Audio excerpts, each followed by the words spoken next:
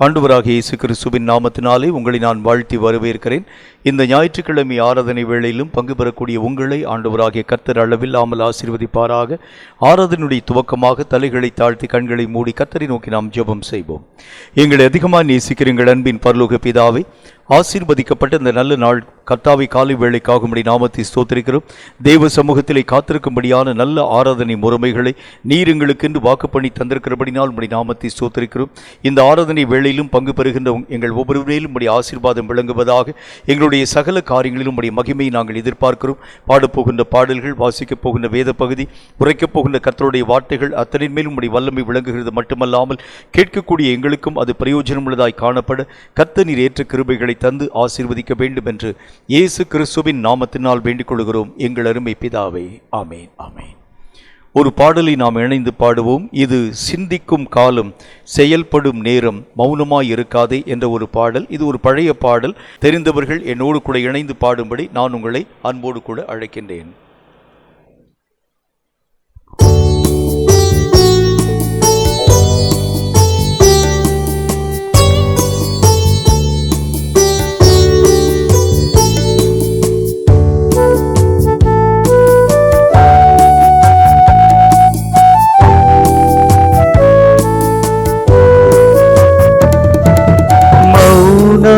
மௌனமாயிருக்காதே, நீ மௌனமாயிருக்காதே, மௌனமாயிருக்காதே, நீ மௌனமாயிருக்காதே. இது சிந்திக்கும் காலம், செயல்படும் நேரம், மௌனமாயிருக்காதே. இது சிந்திக்கும் காலம், செயல்படும் நேரம், மௌனமாயிருக்காதே.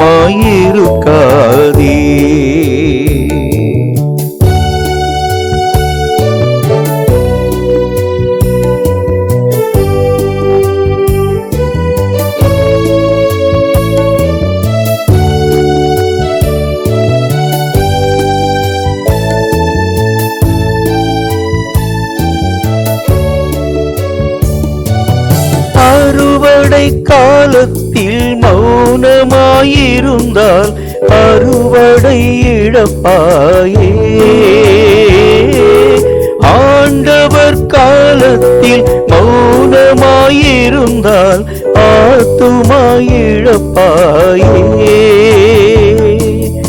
அறுவடை காலத்தில் மௌனமாயிருந்தால் அறுவடை இழப்பாயே. ஆண்டவர் காலத்தில் மௌனமாயிருந்தால் ஆத்துமா இழப்பாயே. இது சிந்திக்கும் காலம், செயல்படும் நேரம், மௌனமாயிருக்காதே. இது சிந்திக்கும் காலம், செயல்படும் நேரம், மௌனமாயிருக்காதே.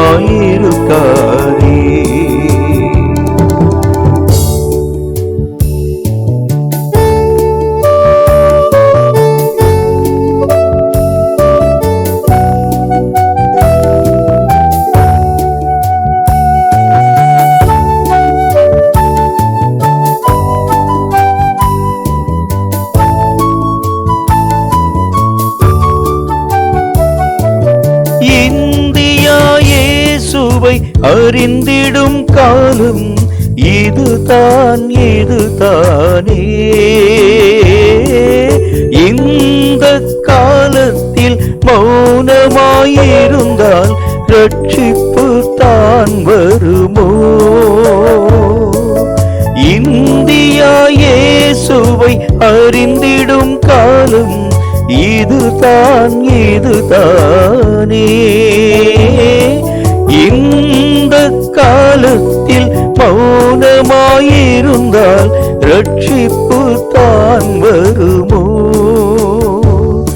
இது சிந்திக்கும் காலம், செயல்படும் நேரம், மௌனமாயிருக்காதே. இது சிந்திக்கும் காலம், செயல்படும் நேரம் மௌனமாயிருக்காதே.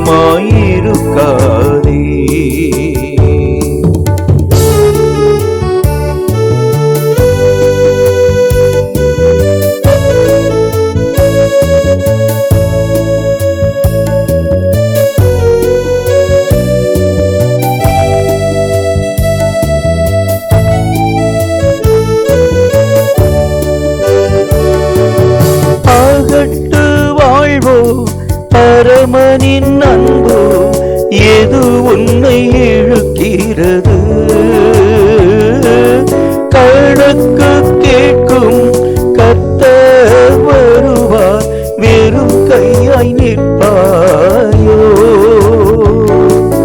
பகட்டு வாழ்வோ பரமனின் அன்போ எது உன்னை இழுக்கிறது? கணக்கு கேட்கும் கர்த்தர் வருவார், வெறும் கையாய் நிற்பாயோ? இது சிந்திக்கும் காலம், செயல்படும் நேரம் மௌனமாயிருக்காதே.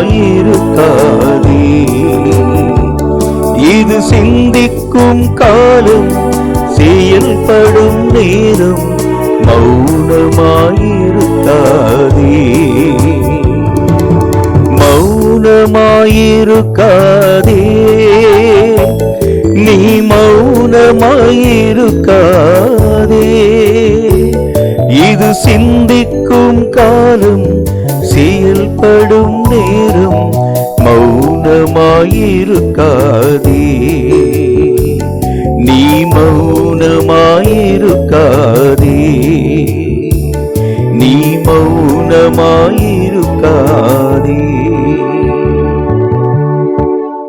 இனி ஒரு பாடலை நாம் இணைந்து பாடப் போகின்றோம்.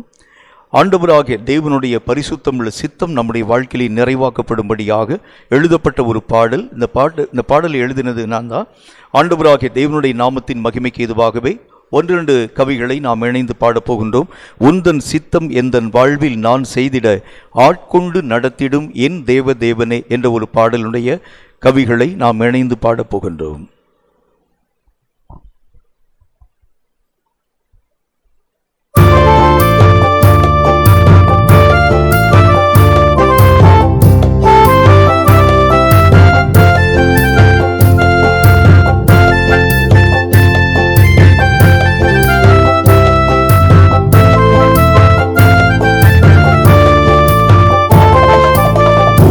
சித்தம் எந்தன் வாழ்வில் நான் செய்திட ஆட்கொண்டு நடத்திடும் என் தேவ தேவனே. உந்தன் சித்தம் எந்தன் வாழ்வில் நான் செய்திட ஆட்கொண்டு நடத்திடும் என் தேவ தேவனே.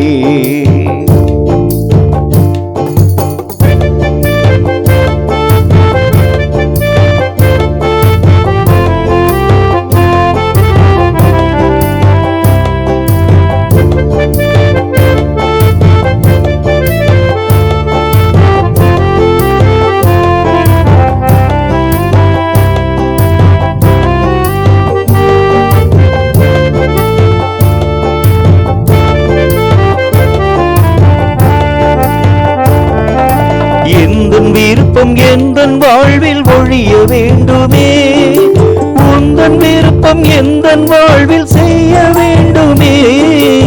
எந்தன் விருப்பம் எந்தன் வாழ்வில் ஒழிய வேண்டுமே, உந்தன் விருப்பம் எந்தன் வாழ்வில் செய்ய வேண்டுமே.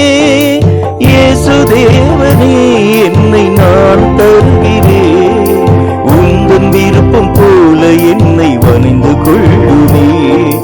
இயேசு தேவனே என்னை நான் தருகிறேன், உந்தன் விருப்பம் போல என்னை வணிந்து கொள்ளுமே.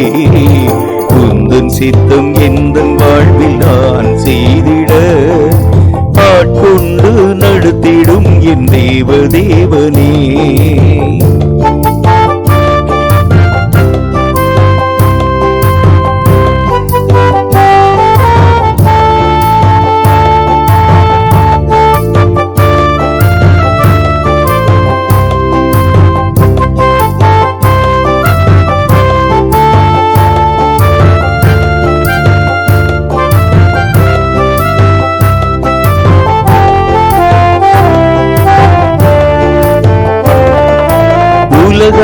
ஆசை உலக விருப்பம் என்னில் மாறவே புதிய இதயம் தந்து என்னை ஆண்டு நடத்துமே.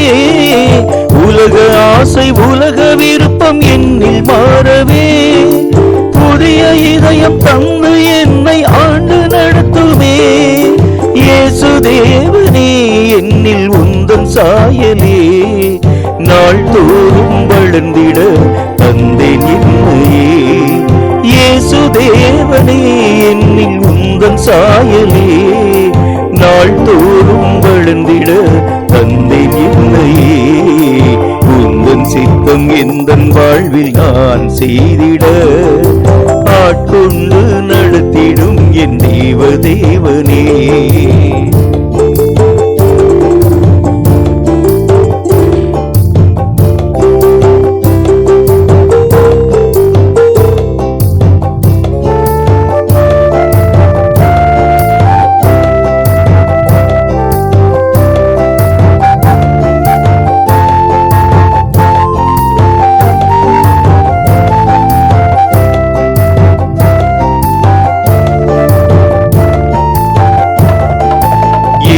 நினைக்கும் நினைவு என்னில் மறைய வேண்டுமே. உம்மை நினைக்கும் நினைவு என்னில் பெருக வேண்டுமே. என்னை நினைக்கும் நினைவு என்னில் மறைய வேண்டுமே. உம்மை நினைக்கும் நினைவு என்னில் பெருக வேண்டுமே.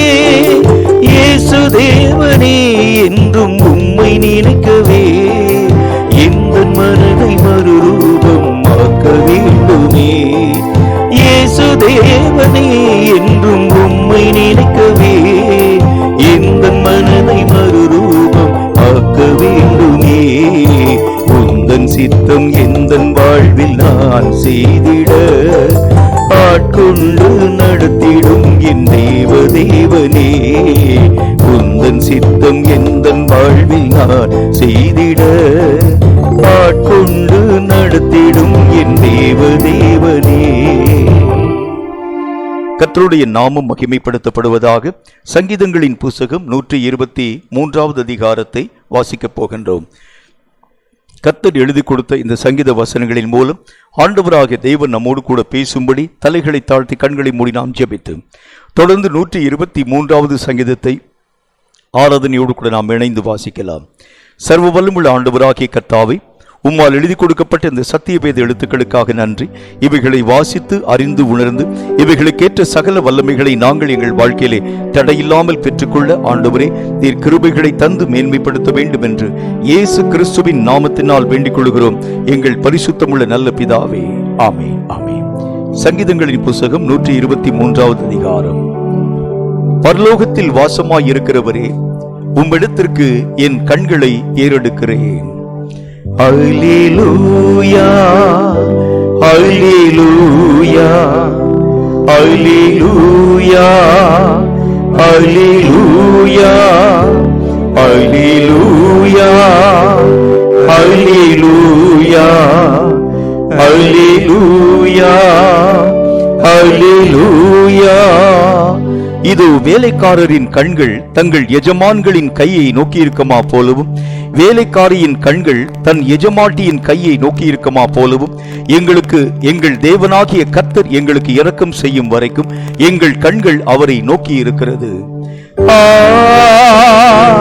அல்லேலூயா, அல்லேலூயா, அல்லேலூயா, அல்லேலூயா. எங்களுக்கு இரங்கும் கர்த்தாவே, எங்களுக்கு இரங்கும், நிந்தனையினால் மிகவும் நிறைந்திருக்கிறோம். அல்லேலூயா, அல்லேலூயா, அல்லேலூயா, அல்லேலூயா, அல்லேலூயா, அல்லேலூயா, அல்லேலூயா, அல்லேலூயா. சுகஜீவிகளுடைய நிந்தனையினாலும் அகங்காரிகளுடைய இகழ்ச்சியினாலும் எங்கள் ஆத்துமா மிகவும் நிறைந்திருக்கிறது. அல்லேலூயா, அல்லேலூயா அல்லேலூயா அல்லேலூயா. இப்பொழுதும் பிரியமானவர்களே, ஆராதனை வேளையின் ஊடாக கடந்து போகின்றோம். பரலோகத்தின் தேவனுடைய பரிசுத்தமுள்ள பிரசனத்தை வருந்தி அழைக்கக்கூடிய இந்த வேளையிலே பங்கு பெறக்கூடிய நீங்கள் ஆண்டவருடைய பிரசனத்தை இந்த வேளை முடிகிறதற்கு முன்பதாக கண்கூடாக உங்களுடைய வாழ்க்கையிலே பார்க்க முடியும். ஆராதனைக்காக ஆயத்தத்தோடு கூட நாம் காத்திருக்கலாமா? இந்த ஆராதனைக்கு கடந்து வந்திருக்கக்கூடிய உங்கள் யாவரையும் இயேசு கிறிஸ்துவின் நாமத்தினாலே வாழ்த்தி வரவேற்கிறோம். தேவன் நமக்கு செய்த நன்மைகள், எண்ணில்லாத உபகாரங்கள், அவைகள் எல்லாவற்றையும் நினைத்து பார்த்தால் அவைகளுக்கு ஈடாக கர்த்தருக்கு நாம் எண்ணத்தை செலுத்த முடியும். ஆண்டவராகிய தேவனுக்கு நேராக நம் உள்ளத்தின் ஆழத்திலிருந்து நன்றி பலிகளை நாம் ஏறெடுத்து அவருடைய நாமத்தை துதித்து வாழ்த்தி நாம் பாடலாமா?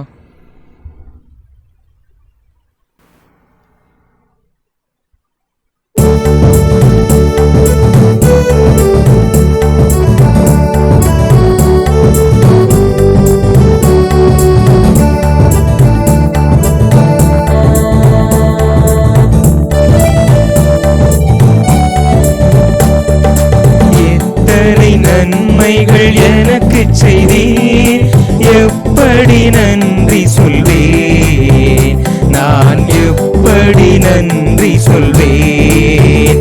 ஐயா, எத்தனை நன்மைகள் எனக்கு செய்தீர், எப்படி நன்றி சொல்வேன், நான் எப்படி நன்றி சொல்வேன். நன்றி ராஜா, நன்றி ராஜா, நன்றி ராஜா, நன்றி ராஜா, நன்றி ராஜா, நன்றி ராஜா, நன்றி ராஜா, நன்றி ராஜா. தாழ்மையில் இருந்தேன், தயவாய் நினைத்தீர், தேவனே உம்மை துதிப்பேன். தாழ்மையில் இருந்தேன், தயவாய் நினைத்தீர், தேவனே உம்மை துதிப்பேன்,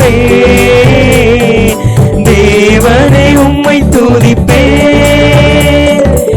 எத்தனை நன்மைகள் எனக்கு செய்தீர், எப்படி நன்றி சொல்வேன், நான் எப்படி நன்றி சொல்வேன். ஐயா, எத்தனை நன்மைகள் எனக்கு செய்தீர், எப்படி நன்றி சொல்வேன், நான் எப்படி நன்றி சொல்வேன். வேதனை துன்பமெல்லாம் ஒரு நாளும் பிரிக்காதையா, வேதனை துன்பமெல்லாம் ஒரு நாளும் பிரிக்காதையா. நாதனை உம் நிழலில் நாள்தோறும் வாழ்வேனையா, நாதனை உம் நிழலில் நாள்தோறும் வாழ்வேனையா.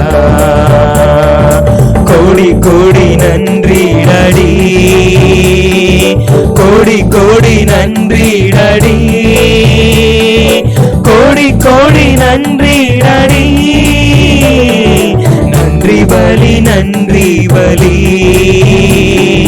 நல்லவரே உமக்குத்தான் ஆனந்தம் ஆனந்தமே, அப்பாவும் திருப்பாதமே, ஆனந்தம் ஆனந்தமே, என் அப்பாவும் திருப்பாதமே. கோடி கோடி நன்றி அடி, கோடி கோடி நன்றி அடி, கோடி கோடி நன்றி அடி.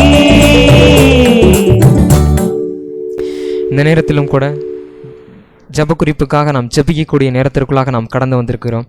சொல்லப்படக்கூடிய குறிப்புகள் எல்லாவற்றையும் உணர்ந்து கர்த்தருடைய சமூகத்தை நோக்கி ஊக்கமாக கண்ணீரோடு கூட ஜபிக்கும்படியாக நம் உள்ளத்தை நாம் யாவரும் திறந்து கொடுத்து ஆயத்தப்படலாமா? இப்பொழுது நாம் ஜப வேலைக்கு கடந்து செல்கிறோம். இப்பொழுது முதல் கொடுக்க ஜப குறிப்புக்காக இன்னும் ஜபிக்க போகிறோம். மீனவர்களுக்காக நாம் ஜெபிக்க போகிறோம். இன்றைக்கி மீன் பிடிக்கிற தொழிலில் அநேக விதமான போராட்டங்களை சந்திக்கிறதை நாம் செய்தி பேப்பரில் நாம் காணப்படுகிறது. அநேக விதமான போராட்டங்களை சிறைப்பிடித்து வைத்து அவர்களுக்கு போராட்டத்தில் ஈடுபட்டு கொண்டு செயல்படுகிறார்கள். அது மட்டும் இல்லாதபடி அலைகள் அடங்கிய விதமான கடலில் பயங்கர கொந்தளிப்பெல்லாம் கடந்து சென்று படிக்கிறார்கள். ஆகையால் அவர்களை பாதுகாக்கும்படியாக இந்த விதமான போராட்டத்தில் இருந்து அவர்களை விடுவிக்க முடியாக நாம் அதற்காக நாம் ஜெபம் செய்வோம். பரிசுத்தமுள்ள பிதாவே, உடைய நாமத்தை உயர்த்தி ஸ்தோத்திரிக்கிறோம் அப்பா. எங்கள் இந்திய தேசத்திலே அப்பா ஆண்டவர் லட்சக்கணக்கான மீனவர்கள் ஆண்டவர் வாழ்ந்து கொண்டிருக்கிறாங்க. ஏசப்பா ஆண்டவரே, இப்பொழுது ஏற்றப்பட போகிற அந்த மீனவ மசோதாக்காக நாங்கள் ஜெபிக்கிறோம் அப்பா. இதில் இருக்கிற நன்மை தீமைகள் என்ன என்பதை ஏசப்பா நாங்கள் அறியோம் தகப்பனே, ஸ்தோத்திரம் அப்பா. ஆனாலும் அப்பா ஆண்டவர் எல்லாவற்றையும் அறிந்த ஆண்டவர் உடைய ஞானத்திற்கு ஆண்டவர் மறைவானது ஒன்றுமில்லை தகப்பனே. அப்பா அந்த லட்சக்கணக்கான மீனவர்களுடைய வாழ்வாதாரங்கள் பாதிக்கப்படாதபடிக்கு அப்பா உண்மை நோக்கி நாங்கள் ஜெபிக்கிறோம் அப்பா, ஸ்தோத்திரம் அப்பா. அவர்களுக்கு தெரிந்த ஒரே விஷயம் அப்பா ஆண்டவர் கடலிலே சென்று மீன்களை பிடித்து வந்து ஆண்டவர் வியாபாரம் செய்து அதன் மூலமாக தங்கள் குடும்பங்களை காப்பாற்றுவது என்பது மாத்திரமே அவர்களுக்கு தெரியும் அப்பா. ஆனால் தகப்பனே, இனி வருகிற காலங்களிலே எந்த விதமான சட்டங்களினாலும் அப்பா அவருடைய வாழ்வாதாரங்கள் பாதிக்கப்படாதபடிக்கு கர்த்தர் அந்த மீனவ மக்களுக்கு இரக்கம் செய்யும்படியாக நாங்கள் ஜெபிக்கிறோம் அப்பா. இதன் மூலமாக ஆண்டவர் எங்கள் உள்நாட்டிலே ஆண்டவரே சுத்தம் அதிகமான GDP ஆண்டவர் உற்பத்தி ஆண்டவர் ஏற்படுது என்பதை நாங்கள் அறிந்திருக்கிறோமே தகப்பனே. எங்கள் இந்திய நாட்டிற்கு ஆண்டவர் மிக முக்கியமான பொருளாதாரமாக இந்த மீன்பிடி தொழில் இருக்கிறது என்பதை நாங்கள் அறிந்திருக்கிறோமே தகப்பனே. ஆண்டவரே சுத்தம் அப்பா, எந்த விதமான சட்டங்களிலும் எந்த விதமான அடக்குமுறை அப்பா மீனவர்கள் சமுதாயத்துடைய ஆண்டவர் அவருடைய வாழ்வாதாரங்கள் எதுவும் பாதிக்கப்படாதபடிக்கு கர்த்தர் பாதுகாத்துக் கொள்ளுங்க. அது மாத்திரமல்லாமல் தகப்பனே ஆண்டவர் கடலிலே சென்று ஆழ்கடலிலே சென்று மீன் பிடிக்கும் பொழுது ஆண்டவரே அந்த பிள்ளைகளுக்கு அப்பா கர்த்தர் இரக்கம் செய்யும்படியாக நாங்கள் ஜெபிக்கிறோம் அப்பா. எந்த நாட்டு ஆண்டவரே சுத்தரம்பா பாதுகாப்பு பிரிவினர் மூலமாக அவர்களுக்கு பாதிப்பு வராதபடிக்கும் அப்பா ஆண்டவர் ஆழ்கடலில் ஏற்படுகிற ஆண்டவரே அந்த இயற்கை நிகழ்வுகள் மூலமாக அவர்களுக்கு பாதிப்பு வராதபடிக்கு கர்த்தர் அந்த பிள்ளைகளை பாதுகாத்து ஆண்டவர் அருள் வேண்டும் என்று ஜெபிக்கிறோம் அப்பா. உடைய நாமம் தரிக்கப்பட்ட உடைய பிள்ளைகளாகி நாங்கள் அப்பா உண்மை நோக்கி நாங்கள் ஜெபித்திருக்கிறோம் அப்பா. எங்க மீனவ மக்களை பாதுகாத்து கர்த்தர் அவர் வாழ்வாதாரங்களை செழிக்கும்படியாக இயேசு கிறிஸ்துவின் நாமத்தில் ஜெபிக்கிறோம் பிதாவே, ஆமீன். கர்த்தர் ஜெபத்தை கேட்டது கர்த்தருக்கு ஸ்தோத்திரம். தொடர்ந்து அடுத்த குறிப்புக்கு நாம் ஜெபிக்க போகிறோம். இன்னைக்கு அநேக விதமான தீவிரவாதி கூட்டங்கள் கடந்து வந்து சிறு பிள்ளைகளை கடத்தவும் அநேக விதமான நாட்டுகளில் வந்து வெடிகுண்டு வைத்து தகர்த்த வேண்டும் என்று சொல்லி தீவிரவாதிகள் இறங்கி இருக்கக்கூடிய கூட்டங்கள் எல்லாம் ஒளிந்து போகும்படியாக தீவிரவாதி கூட்டங்கள் அவர்களுடைய சதி திட்டங்கள் எல்லாம் ஒளிந்து போகும்படியாக நம்முடைய இந்தியா தேசத்தில் மட்டுமல்ல உலக நாடு முழுவதும் இப்படிப்பட்ட இந்த தீவிரவாதி கூட்டங்கள் ஒளிந்து போகத்தக்கதாக அதை செயல்படாதபடிக்கு ஆண்டவராக தேவன் ஆசீர்வதித்து கொடுக்க முடியாக பாதுகாக்க முடியாக இந்த இதுக்காக நாம் ஜெபம் செய்வோம். அன்பும் இரக்கமும் பரிசுத்தமும் நிறைந்த நல்ல தகப்பனே, உம்முடைய நாமத்தை நாங்கள் ஸ்தோத்திரிக்கிறோம் ஆண்டவரே கர்த்தாவே. அநேக விதமான இன மத பேதங்களை மையப்படுத்தி தகப்பனே கர்த்தாவே எங்களுடைய தேசத்திலே ரத்தம் சிந்துதலை உண்டாக்கி அநேக விதமான பிரச்சனைகளை ஏற்படுத்தி எங்களுடைய தேசத்தை துண்டாட வேண்டும் என்று பிளவுபடுத்த வேண்டும் என்று விரும்பக்கூடிய எல்லா விதமான பொல்லாத சாத்தானுடைய சதித்திட்டங்களுக்கு எதிராக நாங்கள் ஜெபிக்கிறோம் ஆண்டவரே கர்த்தாவே. எங்களுடைய தேசத்திலே காணப்படக்கூடிய தீவிரவாதத்தை தூண்டக்கூடிய கர்த்தாவே எல்லா விதமான ரத்த வரி பிடித்த ஆவிகளையும் இயேசு கிறிஸ்துவின் நாமத்தினாலே இப்பொழுதே எங்களுடைய தேசத்தை விட்டு துரத்துகிறோம் இயேசுவின் நாமத்தினாலே கர்த்தாவே. எங்களுடைய தேசத்தினுடைய எல்லைகளிலே காணப்படக்கூடிய எல்லா விதமான குடிமக்களும் சமாதானமாய் காணப்படும்படியாக நாங்கள் ஜெபிக்கிறோம் ஆண்டவரே கர்த்தாவே. எங்களுடைய தேசத்தில் உள்ள குடிமக்கள் மாத்திரமல்ல தகப்பனே கர்த்தாவே, எங்களுக்காக தகப்பனே ஆண்டவரே இரவும் பகலும் விழித்திருந்த ஆண்டவரே கர்த்தாவே தேசத்தின் எல்லைகளிலே ஆண்டவரே கர்த்தாவே காவல் காக்கக்கூடிய ஒவ்வொரு ராணுவ வீரர்களுக்காக நாங்கள் ஜெபிக்கிறோம் தகப்பனே கர்த்தாவே. அவர்களுக்கு ஏற்ற நல்ல பாதுகாப்பை கர்த்தர் தரும்படியாக நாங்கள் ஜெபிக்கிறோம் தகப்பனே கர்த்தாவே. எங்களுடைய தேசத்தின் மீதும் தேசத்தினுடைய பாதுகாப்பின் மீதும் அக்கறை கொண்ட நல்ல தேச தலைவரைகளை ஆண்டவராகிய தேவன் எங்களுக்கு தந்தருளும்படியாக நாங்கள் ஜெபிக்கிறோம் தகப்பனே கர்த்தாவே. அவர்களுக்கு ஏற்ற ஞானத்தை விவேகத்தை கர்த்தர் கொடுத்தருளும்படியாக நாங்கள் ஜெபிக்கிறோம் தகப்பனே கர்த்தாவே. யார் யாரின் மூலமாக இப்படிப்பட்ட அநேக விதமான தீவிரவாதத்தினுடைய காரியங்களை எங்களுடைய தேசத்திற்குள்ளாக புகுத்த வேண்டும் என்று பிசாசி அநேக விதமான காரியங்களை கங்கணம் கட்டிக்கொண்டு திரிகிறானோ அவர்களுடைய எல்லா விதமான சதித்திட்டங்களும் இயேசு கிறிஸ்துவின் வல்லமையுள்ள நாமத்தினாலே ஒன்றுமில்லாமல் வாய்க்காதே போகும்படியாக நாங்கள் ஜெபிக்கிறோம் இயேசுவின் நாமத்தினாலே கர்த்தாவே. ஆண்டவராகிய தேவனுடைய வல்லமை எங்களுடைய தேசத்தின் மீது இறங்கட்டும் ஆண்டவரே கர்த்தாவே. எல்லா பட்டணங்களின் மீதும் எல்லா குடிகளின் மீதும் எல்லா விதமான எல்லை எங்கிலும் ஆண்டவரே கர்த்தாவே ஒரு சமாதானத்தின் மகிமை ஆண்டவரே கர்த்தாவே, சமாதானத்தின் வல்லமை இப்பொழுதே ஊற்றப்படும்படியாக நாங்கள் ஜெபிக்கிறோம் ஆண்டவரே கர்த்தாவே. கர்த்தருடைய பாதுகாப்பினுடைய கரங்களுக்கு கீழாக எங்களுடைய இந்திய தேசத்தை நாங்கள் ஒப்புக் கொடுக்கிறோம் ஆண்டவரே கர்த்தாவே. ஆண்டவராகிய தேவனுடைய பலத்த பாதுகாப்பு எங்களுடைய தேசத்தின் மீது விளங்கி ஆண்டவரே கர்த்தாவே எங்களுடைய தேசத்தை சமாதானத்தின் தேசமாகும் சுபிட்சத்தின் தேசமாகும் நீரே பாதுகாத்தரல வேண்டும் என்று இயேசு கிறிஸ்துவின் நாமத்தினால் நாங்கள் ஜெபிக்கிறோம் எங்கள் நல்ல பிதாவே, ஆமென். கர்த்தர் ஜெபத்தை கேட்டு ஆசீர்வதித்ததற்காக கர்த்தருக்கு ஸ்தோத்திரம். தொடர்ந்து கர்த்தாவே ஸ்தோத்திரம். எங்களுடைய ஜெபங்கள் எல்லாவற்றையும் நீர் கேட்டு அங்கீகரித்து ஆண்டவரே மறுவுத்தர் கொடுத்து ஆசீர்வதித்தேரே அதற்காக ஸ்தோத்திரம். தொடர்ந்து நீர் வழி நடத்தும் வரும் காரியங்கள் எல்லாவற்றையும் பொறுப்படுத்திக் கொள்ளும் இயேசுவின் நாமத்தினால் ஜெபிக்கிறோம் நல்ல பிதாவே, ஆமென். நல்ல ஆராதனையின் வேளையின் ஊடாகவும் ஜெப வேளையின் ஊடாகவும் நாம் கடந்து போனோம். இப்பொழுதும் முக்கியமான ஒரு வேளையின் ஊடாக நாம் கடந்து வருகின்றோம். ஆண்டவராகிய தேவனுக்கு கொடுக்கக்கூடிய நல்ல ஒரு நேரம். கர்த்தராகிய தேவனுடைய நாமத்தை மகிமைப்படுத்தும்படியாக காணிக்கைக்குரிய நேரத்தின் ஊடாக நாம் கடந்து வரப்போகின்றோம். வழக்கம் போல ஒரு பவுல் ஒன்றை எடுத்து வைத்து அதிலே காணிக்கை பொருள்கள் யாவற்றையும் சேகரித்து கொண்டு 2-3 மாதங்களுக்கு ஒரு முறை அண்டை அயலிலே காணப்படக்கூடிய ஏழை எளிய ஊழியர்களுக்கு இந்த பொருளை நீங்கள் பயன்படுத்தி உதவிகளை செய்யும்படி நான் உங்களுடைய அன்போடு கூட கேட்டுக் கொடுக்கின்றேன். காணிக்கைகளை கைகளிலே வைத்துக்கொண்டு தலைகளை தாழ்த்து கண்களை மூடி கர்த்தரை நோக்கி நாம் ஜெபம் செய்வோம். எங்களை அதிகமாக நேசிக்கிற எங்கள் அன்பின் பரலோக பிதாவே, ஆசீர்வதிக்கப்பட்ட இந்த நல்ல நாளுக்காக உம்முடைய நாமத்தை ஸ்தோத்திரிக்கிறோம். கர்த்தருக்கென்று நாங்கள் காணிக்கை படைக்கப் போகின்றோம். இந்த காணிக்கையாகிய பலிகளை நீர் அங்கீகரித்து ஏற்றுக்கொண்டு ஏற்ற மகிமைகளை நீர் எங்கள் வாழ்க்கையிலே காணப்பட வேண்டும் என்று இயேசு கிறிஸ்துவின் நாமத்தினால் வேண்டிக் கொள்கிறோம் எங்கள் அருமை பிதாவே, ஆமீன். காணிக்கைக்காக ஒரு பாடலை நாம் இணைந்து பாடப் போகின்றோம். எனக்கு ரொம்ப பிரியமான ஒரு பாடல், இயேசுவின் கரங்கள், அன்பின் கரங்கள், ஆதரிக்கும் கரங்கள் என்ற ஒரு பாடலை, இனிமையான ஒரு பாடலை நாம் யாவரும் இணைந்து பாடப் போகின்றோம்.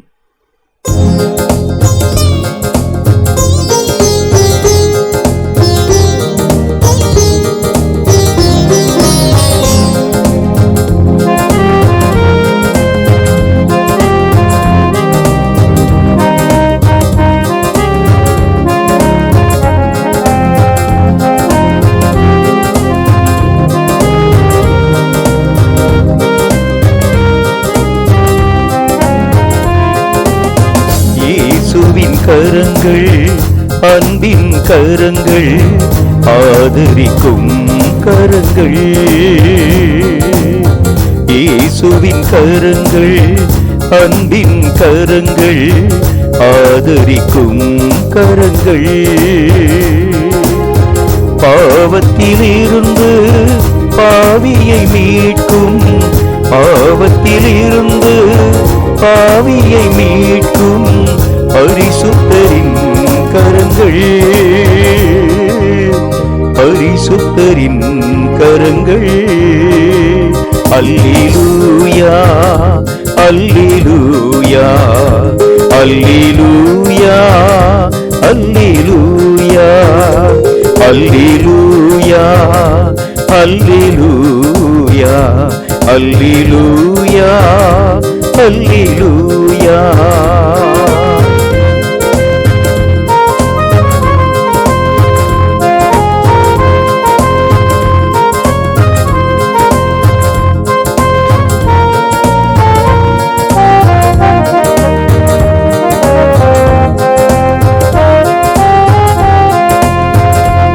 கானாவூரில் கனிரசம் தந்ததும், கரங்களில் குருதி வழிந்ததும், கானாவூரில் கனிரசம் தந்ததும், கரங்களில் குருதி வழிந்ததும், இயேசுவின் கரங்கள்,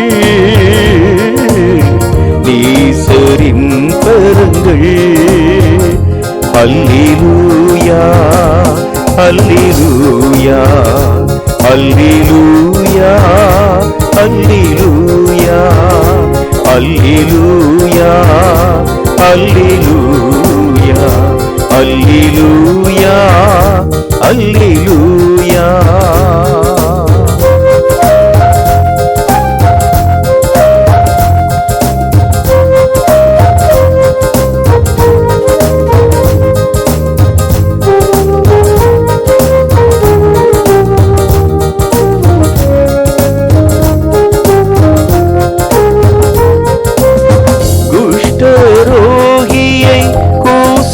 தொட்டதும், குருடரின் கண்களை திறந்ததும், குஷ்டரோகியை கூசாமல் தொட்டதும், குருடரின் கண்களை திறந்ததும், இயேசுவின் கரங்கள்,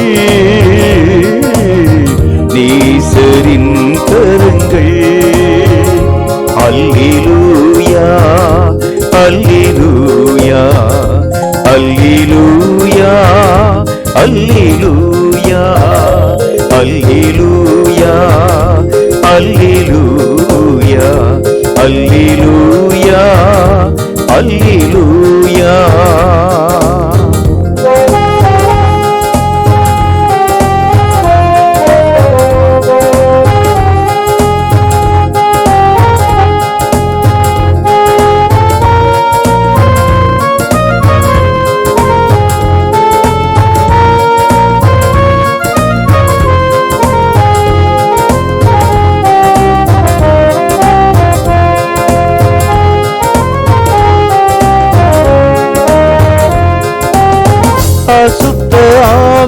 ஆவிகளை அதட்டியதும் அலைகடல் அமர்த்தி அடக்கியதும் அசுத்த ஆவிகளை அதட்டியதும் அலைகடல் அமர்த்தி அடக்கியதும் இயேசுவின் கரங்கள்,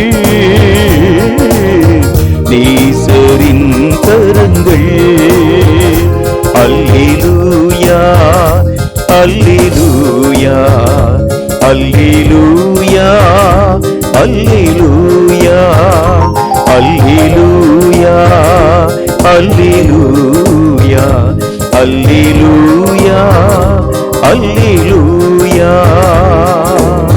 இயேசுவின் கரங்கள், அன்பின் கரங்கள், ஆதரிக்கும் கரங்கள். பாவத்தில் இருந்து பாவியை மீட்கும், பாவத்தில் இருந்து பாவியை மீட்கும் பரிசுத்தரின் கரங்கள், பரிசுத்தரின் கரங்கள். அல்லேலூயா அல்லேலூயா அல்லேலூயா அல்லேலூயா அல்லேலூயா அல்லேலூயா அல்லேலூயா அல்லேலூயா. கொடுக்கப்பட்ட காணிக்கைகளுக்காக தலைகளை தாழ்த்தி நாம் கண்களை மூடி ஜெபம் செய்வோம். எங்களை அதிகமாக நேசிக்கிற எங்கள் அன்பின் பரலோக பிதாவே, ஆசீர்வதிக்கப்பட்ட இந்த நல்ல நாளிலும் கர்த்தருக்கென்று காணிக்கை படைக்கும் நல்லதொரு நேரத்தை எங்களுக்கு தந்து உம்முடைய நாமத்தின் மகிமைக்கு ஏதுவாக நாங்கள் படைத்த காணிக்கைகளையும் எங்களையும் நீர் அங்கீகரித்து ஏற்ற மகிமைகளை நீர் எங்கள் வாழ்க்கையிலே தந்து ஆசீர்வதிக்க வேண்டும் என்று இயேசு கிறிஸ்துவின் நாமத்தினால் வேண்டிக் கொள்கிறோம் எங்கள் அருமை பிதாவே. ஆமேன் ஆமேன். இப்பொழுதும் கர்த்தருடைய வார்த்தைகளின் ஊடாக கடந்து போகின்றோம். ஜெபத்தோடும் தியானத்தோடும் நீங்கள் காத்திருக்கிறது உண்டானால் இந்த கர்த்தருடைய வார்த்தைகள் உங்கள் ஆவிக்குரிய வாழ்க்கையிலே மகிமையான காரியங்களை தரும் என்பதில் சந்தேகமில்லை. ஆண்டவருடைய வார்த்தைகளுக்காய் ஆவலோடு கூட நாம் காத்திருக்கலாமா? ஆண்டவராகிய இயேசு கிறிஸ்துவின் நாமத்தினாலே உங்களை நான் வாழ்த்தி வரவேற்கிறேன். கர்த்தருடைய பெரிதான கிருபையினாலும் அவருடைய பரிசுத்தமுள்ள இரக்கங்களினாலும் இந்த ஓய்வு நாளை ஆண்டவராகிய கர்த்தருக்குள் ஆசரிக்கும்படியான கிருபைகளை கர்த்தர் தந்திருக்கிறார். அவருக்கே சகல கனமும் மகிமையும் என்றென்றைக்கும் சதா சர்வ காலங்களிலும் உருவாக்கப்படுவதாக. கடைசி கால கிறிஸ்தவனுடைய வாழ்க்கையினுடைய நிலை என்கிறதை பற்றியதான அநேகம் தியானங்களை நாம் நம்முடைய தியானத்திலே பார்த்து கொண்டு வருகின்றோம். இந்த கடைசி கால கிறிஸ்தவ வாழ்க்கை என்கிறது சாதாரண வகைப்பட்ட ஒரு வாழ்க்கையைப் போல அல்ல. இந்த கடைசி காலத்திற்கு ஏற்ற வாழ்க்கையின் ஊடாக நாம் கடந்து போனால் மட்டும்தான் ஆண்டவராகிய தேவனுக்கு பிரியமுண்டாகக்கூடிய வழிமுறைகளின் ஊடாக கடந்து போக முடியும் என்று கர்த்தருடைய வேதம் நமக்கு திட்டமும் தீர்க்கவுமான காரியங்களை எடுத்து பேச துவங்க ஆரம்பிக்கிறது. இந்த கடைசி கால ஆவிக்குரிய நிலைகளை பற்றியதான சில விஷயங்களை நாம் மெய்யாகவே அறிந்து உணர வேண்டியது அவசியம்.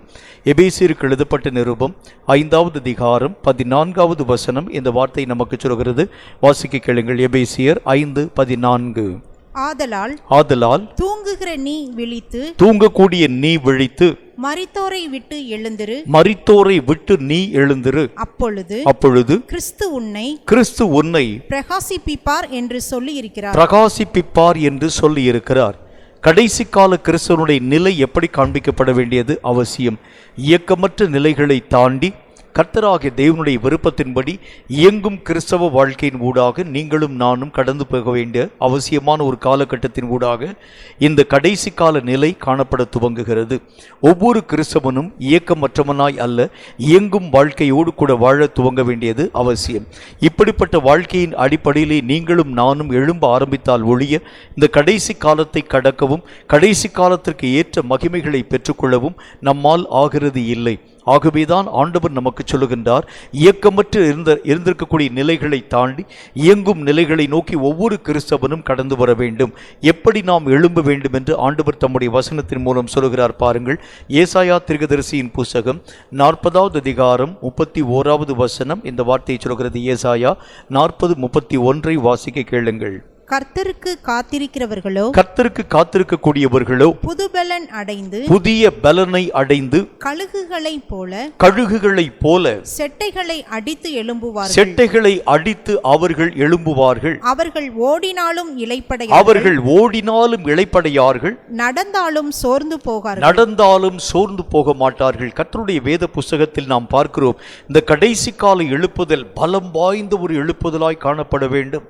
பலவீனமாய் காணப்படக்கூடிய யாருக்கும் இந்த உலகத்தில் இடமில்லை. ஏனென்றால் இந்த கடைசி காலம் என்கிறது இந்த நாட்களிலே நீங்களும் நானும் காணக்கூடிய இந்த உலகத்தினுடைய வாழ்க்கையினுடைய நிலைகளை நாம் பார்க்கிறது உண்டானால், இப்பொழுது தாக்கக்கூடிய இந்த வைரஸ் நோயினுடைய எல்லா விதமான கிருமிகளுக்கும் எதிர்ப்பு ஆற்றல்கள் நம்முடைய சரீரத்திலே காணப்பட்டால் ஒழிய இந்த உலக வாழ்க்கையிலே உங்களாலும் என்னாலும் வாழ முடியாது. உலகமே நமக்கு தீர்ப்பு சொல்லுகிறது. இதே போல சாத்தானுடைய கிரியைகளை எதிர்த்து நிற்கக்கூடிய அளவிற்கு திராணி இல்லை என்று சொன்னால், சாத்தானுடைய கிரியைகளை அதமாக்க உங்களாலும் என்னாலும் ஆகிறது இல்லை. ஆகவே பலமுள்ளவனுக்கே இந்த உலகம் என்கிற வார்த்தையின்படியே ஆவிக்குரிய பலத்திலே நீங்களும் நானும் எழுந்திருக்க வேண்டியது அவசியம். பலம் வாய்ந்த கிறிஸ்தவனாய் நாம் எழும்ப வேண்டும். என்ன விதமான பலம் நமக்கு தேவை? 1 கொரிந்தியரின் புஸ்தகம் 15வது அதிகாரம் 44வது வசனம் இந்த வார்த்தை நமக்கு சொல்கிறது. 1 கொரிந்தியர் 15:44 வாசிக்க கேளுங்கள். ஜென்ம சரீரம் விதைக்கப்படும், ஜென்ம சரீரம் விதைக்கப்படும், ஆவிக்குரிய சரீரம் எழுந்திருக்கும். ஆவிக்குரிய சரீரம் எழுந்திருக்கும். ஜென்ம சரீரமும் உண்டு, ஜென்ம சரீரமும் உண்டு, ஆவிக்குரிய சரீரமும் ஆவிக்குரிய சரீரமும் உண்டு. கர்த்தராகிய தேவன் நமக்கு சொல்லுகின்றார், ஒவ்வொரு கிறிஸ்தவனும் பலம் பொருந்தினவனாய் எழுந்திருக்க வேண்டும். எப்படிப்பட்ட பலம்? ஆவிக்குரிய பலம் சார்ந்த ஒரு வாழ்க்கை. இந்த உலகத்திலே இனி வரக்கூடிய காலங்கள் ஆவிக்குரிய உலகமாய் காண்பிக்கப்பட துவங்குகிறதுனாலே ஆவிக்குரிய எழுப்புதல் உனக்கும் எனக்கும் அவசியம் என்று கர்த்தர் நமக்கு சொல்லுகின்றார். இந்த ஆவிக்குரிய நிலைகளிலே நாம் எழும்ப ஆரம்பித்தால் மட்டும்தான் ஆவிக்குரிய ரீதியிலே வரக்கூடிய சகல விதமான போராயுதங்களை ஜெயிக்கவும் போராயுதங்களை அதமாக்கவும் நம்மால் ஆகும் என்று கர்த்தருடைய வேதம் நமக்கு திட்டமும் தீர்க்கமுமான வார்த்தைகளின் மூலம் பேசுகிறது. ஆண்டவருடைய வேதம் நமக்கு சொல்கிறதை போல ஆவிக்குரிய பலம் பல வகைப்படுத்தப்பட துவங்குகிறதை கண்கூடாக நாம் வாசிக்கின்றோம். பல விதமான ஆவிக்குரிய பலத்தை பற்றி நாம் நம்முடைய தியானத்திலே பார்த்தது உண்டு. இன்றைக்கு ஒரு முக்கியமான ஒரு ஆவிக்குரிய பலத்தை பற்றி நாம் நம்முடைய தியானத்திலே பார்க்கலாம். 1 கொரிந்தியரின் புஸ்தகம் 2வது அதிகாரம் 11வது வசனம் இந்த வார்த்தை சொல்கிறது. 1 கொரிந்தியர் 2:11 என்ன வார்த்தை சொல்கிறது? சற்று நிதானமாய் வாசிக்க கேளுங்கள். மனுஷனில் உள்ள ஆவியே அன்றி, மனுஷனில் உள்ள ஆவியே அன்றி, மனுஷரில் எவன் மனுஷருக்குரியவைகளை எவன் மனுஷனுக்குரியவைகளை அறிவார்? அப்படி போல தேவனுடைய ஆவியே அன்றி ஒருவனும் தேவனுக்குரியவைகளை அறிய மாட்டான். ஒரு மனுஷன் நம்முடைய நிலையை அறிய வேண்டியது அவசியம். நான் சாத்தானுக்கு முன்பதாக நிற்க திராணி பெற்றவனாய் இருக்கிறேனா? உலகத்திலே வரக்கூடிய சகல விதமான சத்துவங்களை எதிர்க்க திராணி பெற்றவனாய் இருக்கிறேனா? கர்த்தராகிய தேவனுக்கு முன்பதாக நிற்க நான் திராணி பெற்றவனாய் இருக்கிறேனா? வரக்கூடிய சகல விதமான யுத்த முகங்களை எதிர்க்க நான் திராணி உள்ளவனாய் இருக்கிறேனா என்று சொல்லி என் நிலைகளை நான் என் வாழ்க்கையிலே சரிவர புரிந்து கொள்ள வேண்டியது அவசியம். சில நேரங்களில் இந்த காரியங்கள் எல்லா விதமான காரியங்களையும் இழந்த பின்பும் கூட நம்முடைய மாம்சீகமான பலத்தை சார்ந்து நாம் கடந்து போகிறதினால் பல விதமான பிரச்சனைகளின் ஊடாக நாம் மெய்யாகவே மாட்டிக்கொள்ள துவங்க ஆரம்பித்து விடுகின்றோம். சிம்சோன் என்கின்ற மனிதனுடைய வாழ்க்கை இதற்கு நல்ல ஒரு உதாரணம். தன்னுடைய வாழ்க்கையிலே ஆண்டவராகிய தேவனுடைய பிரசன்னம் அவனை தாண்டி கடந்து போயிற்று. அவன் ஆண்டவராகிய தேவனோடு கூட வைத்திருக்கக்கூடிய உடன்படிக்கையை அவன் முறித்ததினாலே கர்த்தருடைய ஆவியானவரின் பிரசன்னம் அவனை பலப்படுத்துகிற கர்த்தராகிய தேவனுடைய வல்லமை அவனை தாண்டி கடந்து போயிற்று.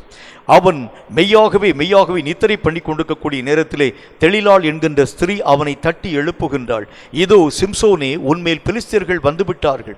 அவன் எப்போதும் போல உதறி போட்டுக்கொண்டு போவேன் என்று சொல்லி எழுந்து போனான். தன்னுடைய பலம் தன்னை விட்டு நீங்கினதை அறியாதவனாய், தன் தேவன் தன்னை விட்டு விலகினதை அறியாதவனாய் கடந்து போன பொழுது எல்லா ஜனங்களாலும் அவன் பிடிக்கப்பட்டு போனான் என்று வேத புஸ்தகத்தில் பார்க்கின்றோம். அப்படி என்றால் ஒவ்வொரு மனிதனும் தன் நிலையின் ஆழ்ந்த காரியங்களை அறிய வேண்டும். இன்றைக்கு நான் என்னுடைய நிலைகளில் எப்படி இருக்கிறேன், இன்றைக்கு என்னுடைய ஓட்டம் எப்படிப்பட்ட ஓட்டமாய் இருக்கிறது, இன்றைக்கு என் தேவன் எனக்கென்று வைத்திருக்கக்கூடிய பணிகளில் நான் சரிவர இயங்கி இருக்கிறேனா, என்னுடைய ஆவிக்குரிய பலத்தை நான் பெருக்கி இருக்கிறேனா, எனக்கு விரோதமாய் வந்திருக்கக்கூடிய போராட்டங்களில் நான் எத்தனை போராட்டங்களிலே ஜெயத்தின் காரியத்தின் கூடாக நான் கடந்து போனது உண்டு. இந்த ஆவிக்குரிய ஆழ்ந்த அனுபவங்களை நான் என்னுடைய வாழ்க்கையிலே நிதானிக்க துவங்க ஆரம்பித்தால்தான் தேவனுக்கு முன்பதாக நான் நிலையாக நிற்க முடியும் என்று கர்த்தருடைய வேதம் எனக்கு சொல்லுகிறது. அப்படின்னா என்ன நான் உங்களுக்கு சொல்ல வருகின்றேன், என்னை நானே நிதானித்து அறிந்தால் நான் மெய்யாகவே நியாயம் தீர்க்கப்படுகிறது இல்லை. நான் என்னுடைய வாழ்க்கையினுடைய ஒவ்வொரு காரியத்தையும், இன்றைக்கு நான் எடுத்து வைக்கக்கூடிய அடிச்சுவடுகள் என்னுடைய வாழ்க்கையின் இறுதியை எப்படியா நிர்ணயம் பண்ண போகிறது, இன்றைக்கு நான் செய்ய போகின்ற ஜெபம் என் வாழ்க்கையினுடைய இறுதியை எப்படியாய் மெய்யாகவே எட்டப் போகிறது.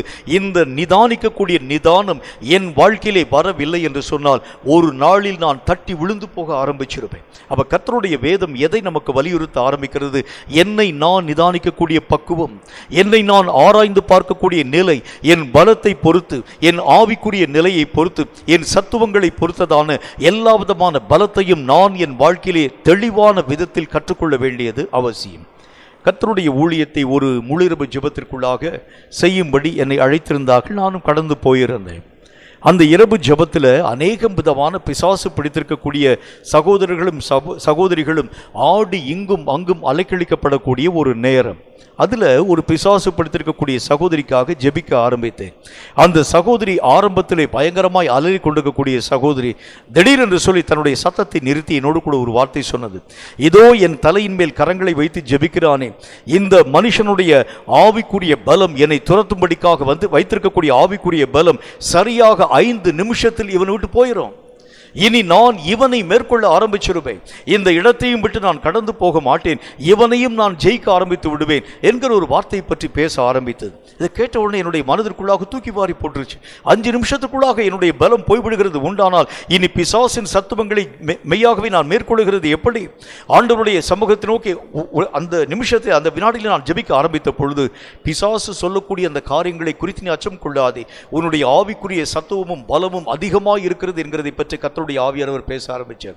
இப்போ கொஞ்சம் யோசிங்க, நம்முடைய பலத்தை பலட்சியப்படுத்தும்படி சாத்தான் நம்மோடு கூட பேச ஆரம்பிக்கிறது உண்டானால் என்னை பற்றியதான நிதானம் இல்லை என்று சொன்னால் நான் நம்பி ஏமாந்து போயிடுவேன், விழுந்து போயிடுவேன். ஆகவே தான் கர்த்தருடைய வேதம் எனக்கு சொல்ல ஆரம்பிக்கிறது, என்னை நான் ஆராய்ந்து பார்க்கக்கூடிய பலம் எனக்கு வேணும். நான் எந்தெந்த காரியங்களை எல்லாம் மேற்கொள்ளக்கூடிய சத்துவம் பெற்றவனாய் இருக்கிறேன். பக்தனாகி தாவீது தன்னுடைய சங்கீதத்தில் இவ்விதமான வார்த்தை எழுதுகின்றான், உம்மாலே ஒரு சேனைக்குள் நான் பாய்வேன், உம்மாலே ஒரு மதிலை நான் தாண்டுவேன். அவருடைய பலத்தை பற்றி எப்படி சொல்றாரு பாருங்க. இந்த காரியங்களை மேற்கொள்ள என்னால் ஆகும். அப்போஸ்தலனாகிய பரிசுத்த பவுல் சொல்லுகின்றார், என்னை பலப்படுத்தக்கூடிய கர்த்தராகிய தேவனுடைய நாமத்தினால் எதையும் செய்ய எனக்கு முடியும். எப்படி பேசுகிறார் பாருங்க. நம்முடைய வாழ்க்கையிலும் கூட நம்முடைய நிலைகளை நாம் ஆராய்ந்து அறிய ஆரம்பித்தால்தான் இந்த கடைசி காலத்திலே உங்களாலும் என்னாலும் நிலைத்த வாழ்க்கை வாழ முடியும் என்று கர்த்தருடைய வேதம் நமக்கு சொல்ல ஆரம்பிக்கிறது. சரி, என்னுடைய நிலைகளை நான் புரிந்து கொள்ளக்கூடிய வழிமுறைகள் என்றால் என்ன?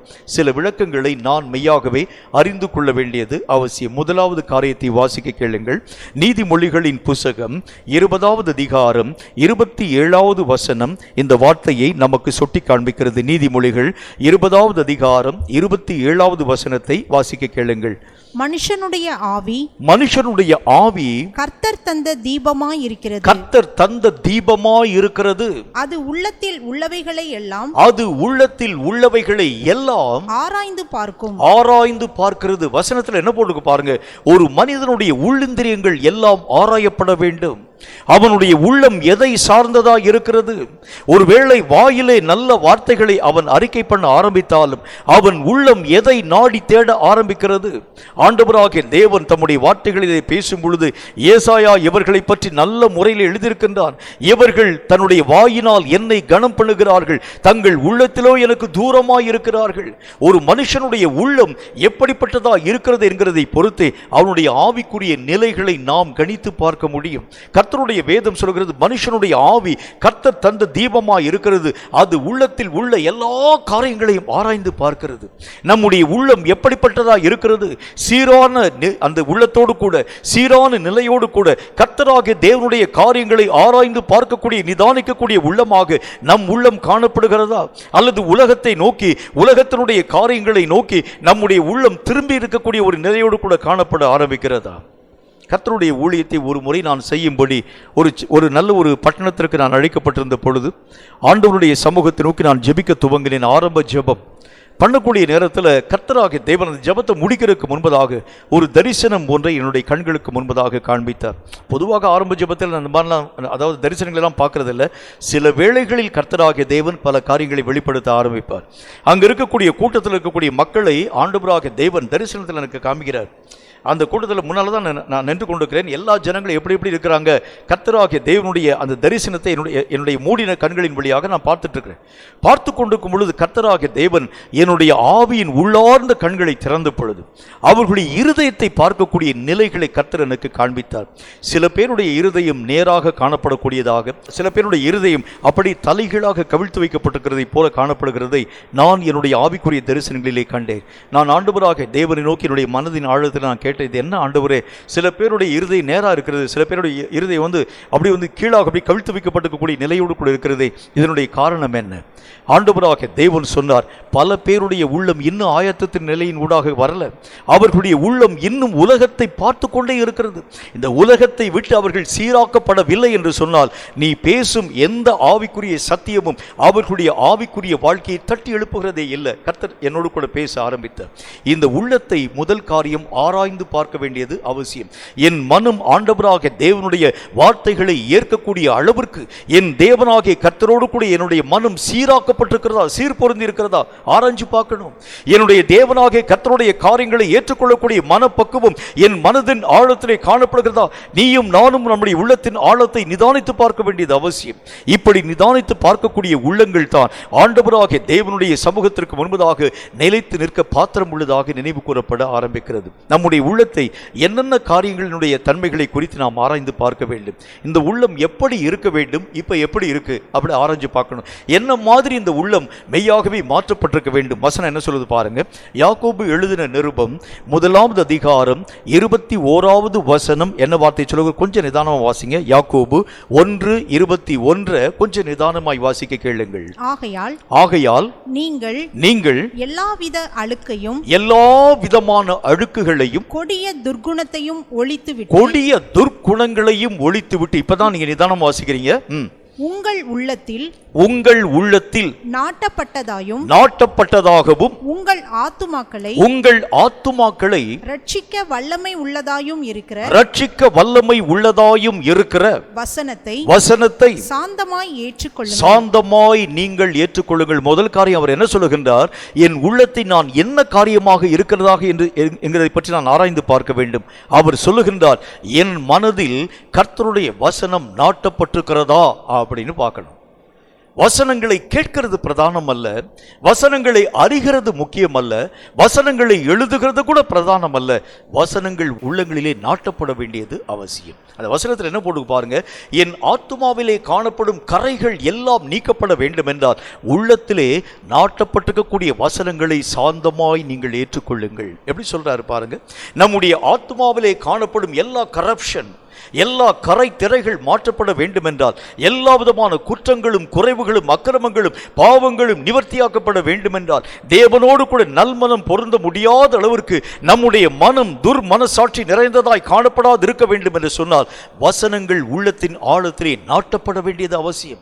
இந்த ஆவி எதை ஆராய்ச்சி பார்க்கணுமா? கர்த்தருடைய வசனம் சொல்கிறது, என் மனதில் எத்தனை வசனங்கள் நாட்டப்பட்டதாக இருக்கிறது, அதை என்னால் சாந்தமாக ஏற்றுக்கொள்ள முடிகிறதா? அதை நான் என்னுடைய வாழ்க்கையிலே என் ஆத்துமாவிலே காணப்படக்கூடிய கரைகளை அகற்றக்கூடிய அளவிற்கு இவைகளை நான் என்னுடைய வாழ்க்கையிலே ஏற்றுக்கொள்ள மனமுள்ளவனா இருக்கிறேனா? ஆராய்ச்சி பார்க்கணும். மனசுல விதைக்கப்பட்டிருக்கக்கூடிய வசனங்கள் அப்படின்னு நம்ம சொல்றோம். இந்த வசனங்கள், சில வசனங்களை பற்றி ஆண்டவராக தேவன் பேசும் பொழுது சில வசனங்கள் வழியருகே விதைக்கப்பட்ட விதைகளை போல. அப்படின்னா என்ன அர்த்தம்? பாதுகாப்பற்ற ஒரு நிலையோடு கூட சும்மா வசனத்தை பற்றி அக்கறை இல்லாம, அந்த விதைக்கப்பட்டிருக்கக்கூடிய விதைகளை பற்றி அக்கறை இல்லாமல் காணப்படக்கூடிய நேரத்தில் வழியருகே காணப்படக்கூடிய பறவைகள் வந்து எப்படி கொத்தி கொண்டு போயிற்று, அதே மாதிரி இந்த உள்ளத்திலே நாட்டப்பட்டிருக்கக்கூடிய வசனங்கள் உன் வாழ்க்கையிலே சரியாய் நாட்டப்பட்டிருக்கிறது உண்டானால் அது உன் ஆத்துமாவை அழுக்கற கழுவி விடுமா. அந்த வசனத்தை திரும்ப ஒரு தடவை வாசிங்களேன். நல்ல என்ன ஒரு காரியத்தை எழுதியிருக்கிறார் பாருங்க. ஆகையால் நீங்கள் எல்லாவித அழுக்கையும் எல்லா விதமான அழுக்கையும் கொடிய துர்க்குணங்களையும் ஒழித்துவிட்டு உங்கள் உள்ளத்தில் நாட்டப்பட்டதாகவும் உங்கள் ஆத்துமாக்களை ரட்சிக்க வல்லமை உள்ளதாயும். எப்படி சொல்றாரு பாருங்க, ஆத்துமாக்களை ரட்சிக்க வல்லமை உள்ள வசனம். இந்த ஆத்துமாவிலே காணப்படக்கூடிய துர்க்குணங்கள், இந்த ஆத்துமாவிலே வரக்கூடிய எல்லா விதமான அழுக்குகளிலே நின்று ஆத்துமா ரட்சிக்கப்பட வேண்டும் என்றால் நாட்டப்பட்ட வசனங்களினால் மட்டும்தான் இது சாத்தியமாக்கப்பட முடியும். அப்படின்னா உள்ளத்திலே முதல் காரியம் நம்முடைய ஆவி எதை ஆராய்ந்து பார்க்க வேண்டும்? பலமுள்ள ஆவி எதை ஆராய்ந்து பார்க்க வேண்டும்? வசனங்கள், நாட்டப்பட்ட வசனங்கள் உள்ளத்தில் இருக்கா? சும்மா கேட்டு விட்டுட்டு போகக்கூடிய நிலைகளிலே அந்த மனிதன் காணப்படுகிறானா? வசனங்களை பற்றியதான அந்த நாட்டம் அவனுடைய வாழ்க்கையிலே காணப்பட்டு வசனங்களை தன்னுடைய உள்ளத்தின் ஆழத்திலே விதைகளைப் போல ஊன்றி வைத்திருக்கக்கூடிய மனிதனா இருக்கிறானா?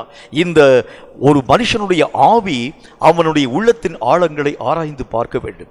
எத்தனை வசனங்களை தன் வசமாக்கி வைத்திருக்கிறான் அவன்? எத்தனை வசனங்களை தன்னுடைய வாழ்க்கையினுடைய சுதந்திர வீதமாய் வைத்திருக்கிறான்?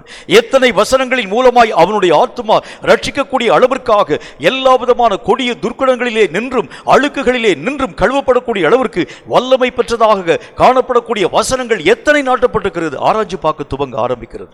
இப்படி ஆராயாமல் இருக்கக்கூடிய கடைசி கால கிறிஸ்தவனால் மெய்யாகவே நிலைத்து வாழ முடிகிறது இல்லை. ரெண்டாவது ஆராய்ச்சி என்ன? ஒரு முக்கியமான ஒரு ஆராய்ச்சி நமக்கு வேணும் பாருங்க. ரொம்ப முக்கியமான ஒரு விஷயம்.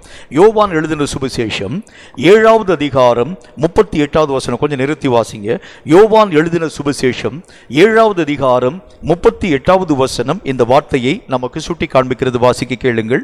வேத வாக்கியம் சொல்லுகிறபடி, வேத வாக்கியங்கள் சொல்லக்கூடியபடியே என்னிடத்திலே விசுவாசமாய் இருக்கிறவன் எவனோ அவன் உள்ளத்தில் இருந்து, அவனுடைய உள்ளத்திலே இருந்து ஜீவ தண்ணீர் உள்ள நதிகள் ஓடும் என்றார். இரண்டாவது காரியம் என்ன ஆராய்ந்து பார்க்கிறது? இந்த உள்ளார்ந்த மனுஷனுடைய நம்முடைய உள்ளத்தை ஆராய்ந்து பார்க்கக்கூடிய நிலை எதை ஆராய்ந்து பார்க்க வேண்டும்? என்னுடைய மனதிலே இருந்து ஜீவனுள்ள நதிகள் புறப்பட்டு பாய்கிறதா? எசேக்கியேல் தீர்க்கதரிசியின் புத்தகத்தில் ஆண்டவராகிய தேவன் மெய்யாகவே சொல்லுகின்றார், இந்த நதிகள் புறப்பட்டு பாயக்கூடிய இடங்கள் எல்லாம் ஆரோக்கியமாக்கப்படும். இந்த நதியினுடைய தண்ணீர் எங்கெங்கெல்லாம் போகிறதோ அங்கெங்கெல்லாம் ரெண்டு பகுதியிலும் அநேக விதமான விருட்சங்கள் ஓங்கி வளர்கிறதை பார்க்க முடியும். ஆரோக்கியமாக்கப்படாதிருக்கக்கூடிய இடங்கள் எல்லாம் இந்த நதியின் பெருக்கினாலே ஆரோக்கியமாக்கப்பட்டு விட ஆரம்பிக்கிறதை பார்க்க முடியும். ஆண்டவருடைய வசனம் அப்படியே சொல்ல ஆரம்பிக்கிறது. அப்படின்னா என்ன ஒரு அர்த்தம்? இந்த வார்த்தைகளை கேட்கக்கூடிய நம்முடைய வாழ்க்கையின் மூலமாக அநேகம் ஜனங்கள் ஆரோக்கியமாக்கப்படக்கூடிய நிலைகளை பெற்றுக்கொள்ள வேண்டும். என் வாழ்க்கை மற்றவனுக்கு இடரலான ஒரு வாழ்க்கையாய் அல்ல, என் வாழ்க்கை மற்றவனுடைய வாழ்க்கையை ஆரோக்கியப்படுத்தக்கூடிய ஒரு வாழ்க்கை. அதான் ஜீவனுடைய நதிகள் என் மூலமாய் ஊற்றை போல பெருக்கெடுத்து பாயக்கூடிய ஒரு நிலை. இதை நான் என்னுடைய வாழ்க்கையில் ஆராய்ச்சி பார்க்கணும். என்னை குறித்து மற்றவர்கள் என்ன சாட்சி கொடுக்கிறாங்க? என்னை குறித்ததான எல்லா விதமான சாட்சியினுடைய அடிப்படை எப்படிப்பட்டதா இருக்கிறது? என்னை பார்க்கிறவன் என்னுடைய வாழ்க்கையிலே எதை பார்க்கிறான்? என்னுடைய ஆவிக்குரிய நிலைகளை பார்க்கக்கூடிய மனுஷனுடைய கண்கள் என்னுடைய வாழ்க்கையிலே என்னென்ன விதமான காரியங்களை மெய்யாகவே கண்டுகொள்ள துவங்க ஆரம்பிக்கிறது. இயேசு கிறிஸ்து வாழ்ந்த அந்த காலங்களிலே இயேசு கிறிஸ்து தன்னை பற்றி சொல்ல துவங்க ஆரம்பித்தார். என்னை கண்டவன் என் காணக்கூடாத என் பிதாவாகிய தேவனுடைய சாயலை பார்க்கிறான். உன்னை பார்க்கக்கூடிய எல்லா ஜனங்களும் உன்னுடைய வாழ்க்கையில எதை பார்க்கிறார்கள்? உன்னுடைய எல்லா விதமான ஸ்டைலை பார்க்குறாங்களா? உன்னுடைய ஆடம்பரத்தை பார்க்குறாங்களா? அந்தஸ்தை பார்க்குறாங்களா? ஊழியக்காரன் என்று சொன்னால் அந்த மாதிரி கோட் ஸ்டூட்டெல்லாம் போட்டு டையெல்லாம் கட்டி நிற்கக்கூடிய ஒரு நிலை, இந்த மாதிரியான ஒரு காரியத்தை பார்க்குறாங்களா? ஜீவனுடைய நதிகளின் மூலமாய் வரக்கூடிய ஆரோக்கியத்தை பெற்றுக்கொள்ள ஆரம்பிக்கிறாங்களா? அப்போ நம்முடைய வாழ்க்கையிலே நம்முடைய உள்ளிந்திரியங்கள் ஆராயப்படக்கூடிய உள்ளிந்திரியங்களிலே நம்முடைய உள்ளார்ந்த வாழ்க்கை எப்படிப்பட்டதாய் காணப்பட வேண்டும்? கர்த்தருடைய வேதம் நமக்கு சொல்லுகிறதை போல, ஒருவன் ஆண்டவராகிய தேவனை நம்புகிறது உண்டானால், ஒருவன் ஆண்டவராகிய தேவனை ஏற்றுக்கொள்கிறது உண்டானால், அவருடைய வசனம் என்ன போட்டிருக்கு? அவன் என் பேரிலே விசுவாசம் வச்சாலே போதும், அவனுடைய உள்ளத்திலே இருந்து ஜீவனுடைய நதிகள் புறப்பட்டு பாயும். அது பாயக்கூடிய எல்லா இடங்களிலும் ஆரோக்கியம் செழிப்பாய் காணப்படுகிறதை பார்க்க முடியும். இரு மரங்களிலும் அநேக விதமான மரங்கள் ஓங்கி வளரக்கூடிய மரங்களை அது செழிக்க பண்ண ஆரம்பிக்கிறதை பார்க்க முடியும். உன்னுடைய வாழ்க்கையும் என்னுடைய வாழ்க்கையும் உண்மையாகவே ஜீவனுள்ள நதிகள் சார்ந்த ஒரு வாழ்க்கையாக இருக்கிறது உண்டானால், உன்னை சார்ந்த அத்தனை பேரும் உன் நிமித்தம் ஆசீர்வதிக்கப்பட்டிருப்பாங்க. உன் நிமித்தம் ஆண்டவராகிய தேவனை தன் வாழ்க்கையிலே அங்கீகரிக்க ஆரம்பிச்சிருப்பாங்க. உன் நிமித்தம் கர்த்தராகிய தேவனுடைய சாயலை அவர்கள் தங்கள் வாழ்க்கையிலே பெற்று அனுபவிக்க துவங்க ஆரம்பிச்சிருப்பாங்க. கேட்கும் கர்த்தருடைய பிள்ளையே, எத்தனை காலம் நான் என்னுடைய ஆவிக்குரிய நிலைகளை வீணாக வைத்திருப்பேன்? ஒரு காரியமும் செய்ய முடியாத ஒரு வாழ்க்கை வாழக்கூடியவனாய், என்னால் யாருக்கும் பிரயோஜனம் இல்லை, என்னை கொண்டு யாருக்கும் லாபமே இல்லை, என்னுடைய வாழ்க்கையின் மூலமா யாருக்கும் ரட்சிப்பு இல்லை. இல்லை இல்லை, நீ ஆண்டவராகிய தேவனை நம்புகிறது உண்டானால் ஜீவனுடைய நதிகள் புறப்பட்டு பாய வேண்டுமே. அப்ப பாயாதிருக்கிறது உண்டானால் அதனுடைய காரியம் என்ன? உள்ளத்தை ஆவியானது ஆராய்ந்து பார்க்க துவங்க ஆரம்பிக்கிறது. இரண்டாவது ஒரு விஷயத்தை, முக்கியமான ஒரு காரியத்தை நான் உங்களுக்கு சொல்ல வேண்டியது அவசியம். நம்முடைய நிலைகளை, இரண்டாவது நிலையை, என்ன நிலையை அது புரிந்து கொள்ள வேண்டும். நீதிமொழிகளின் புஸ்தகம் 24வது அதிகாரம் 5வது வசனத்தில் ஒரு காரியத்தை பார்க்கலாம். கொஞ்சம் ஆழமா வாசிங்க. நீதிமொழிகள் 24:5 என்ன ஒரு வார்த்தையை சொல்கிறது என்று பாருங்கள். ஞானமுள்ளவன் பலமுள்ளவன் அறிவுள்ளவன் தன்னுடைய வல்லமையை அதிகரிக்க பண்ணுகிறான். கர்த்தருடைய வேத புத்தகத்தில் இரண்டாவது காரியத்தை நாம் பார்க்கின்றோம். அறிவுள்ள ஒரு வாழ்க்கை வாழக்கூடியவன் தன்னுடைய வல்லமையை காலங்கள் தோறும் அதிகரிக்க பண்ண துவங்க ஆரம்பித்து விடுகின்றான். நம்முடைய வல்லமை நேற்றுக்கு இருந்ததை காட்டும் இன்னைக்கு வல்லமை அதிகமாக இருக்கணும். முந்தின நாள் இருந்ததை காட்டும் என்னுடைய வல்லமையினுடைய பெருக்கம் அதிகமாக இருக்கணும். காரணம், அறிவுள்ள ஒரு வாழ்க்கை நீ வாழுகிறாயா? உன்னுடைய உள்ளத்தை இந்த ஆவி ஆராய்ஞ்சு பார்க்கணும். உன்னுடைய உள்ளேந்திரியமான காரியங்களை ஆராய்ந்து பார்க்க வேண்டும். நேற்றுக்கு இருந்ததை போல இன்னைக்கு என்னால் ஜெபிக்க முடியலங்க. நேற்றுக்கு இருந்த ஒரு வாழ்க்கையை போல இன்னைக்கு என்னால் வாழ முடியல. பிரசங்கியின் புஸ்தகத்தில் பக்தன் இவ்விதமான ஒரு வார்த்தையை சொல்லுகின்றான். இந்நாளை பார்க்கலும் முந்தின நாள் நலமாய் இருந்தது என்று சொல்லாதே. இதை குறித்து பேசுகிறது ஞானம் அல்ல என்கிறதை பற்றி அவர் எழுத துவங்க ஆரம்பிக்கின்றார். அப்படின்னா என்ன அர்த்தம்? இன்னைக்கு நான் இருக்கக்கூடிய வாழ்க்கையை காட்டிலும் நேற்றுக்கு நான் ரொம்ப நல்லா இருந்தேன், ஆனால் இன்றைக்கு என்னுடைய வாழ்க்கையினுடைய தன்மை குறைவாக காணப்படுகிறது. இதை குறித்து பேசுகிறது ஞானமல்ல என்கிற ஒரு வார்த்தையை பற்றி அவர் பேச ஆரம்பிக்கின்றார். நம்முடைய வாழ்க்கையிலே வல்லமைகள் அதிகரிக்க பண்ணக்கூடிய நிலைமைக்கு பெயர் என்ன? அறிவு நிறைந்த ஒரு வாழ்க்கை. ஒவ்வொரு ஆவிக்குரிய வாழ்க்கையிலே காணப்படக்கூடிய ஒவ்வொரு ஆவிக்குரிய மனிதனுடைய நிலையும் நேற்றைய நாளிலே காணப்பட்டதை போல, நேற்றைக்கு ஒரு 2 மணி நேரம் நான் உட்கார்ந்து கர்த்தருடைய சமூகத்தில் ஜெபம் பண்ணீங்க. இன்றைக்கு ஆண்டவராக தேவனுடைய சமூகத்திலே உட்காரக்கூடிய நான் 1 மணி நேரமும் 45 நிமிஷம் ஜெபித்தேன். இல்லை, 2 மணி நேரமும் 5 நிமிஷம் நான் அதிகமாக ஜெபித்தேன். வல்லமை நான் பெருக்கிக் கொள்ளுகின்றேன். என்னுடைய ஆண்டவராக தேவனோடு கூட வைத்திருக்கக்கூடிய ஐக்கியத்தின் அளவை நான் பெருக்கிக் கொள்ளுகின்றேன். வேத வசனங்களை இன்னும் ஆழமாய் ஆராய்ந்து என்னுடைய ஆவிக்குரிய வல்லமைகளை பெருக்கிக் கொள்ளுகிறேன்.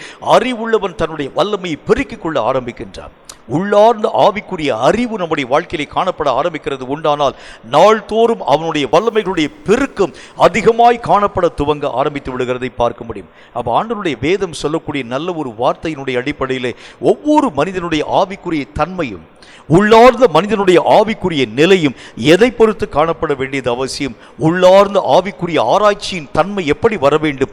ஆண்டவருடைய வேதம் நமக்கு சொல்லுகிறதை போல உள்ளார்ந்த பலத்தை அறிவு நிறைந்தவன் பலப்படுத்திக் கொள்ளுகிறதை போல ஆவிக்குரிய மனிதன் ஒவ்வொரு காலத்திலும் தன்னுடைய வல்லமையான காரியங்களை பெருக பண்ண துவங்க ஆரம்பித்து விடுகிறான். மூணாவது ஒரே ஒரு காரியத்தை சொல்லி முடிச்சிடறேன்.